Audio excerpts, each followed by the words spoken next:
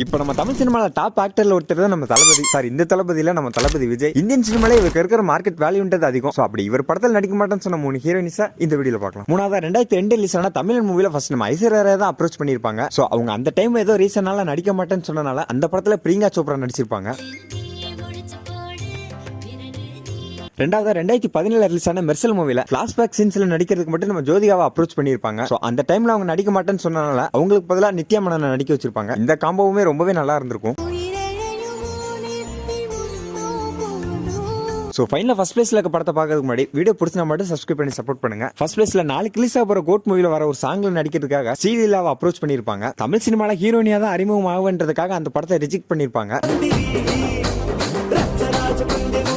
So இவங்களுக்கு பதிலாக தான் இந்த சாங்ல த்ரிஷா கேமியா பண்ண போறாங்கன்றத நான் நினைக்கிறேன். உங்களுக்கு என்ன தோணுதுன்றத கமெண்ட்ல சொல்லுவாங்க.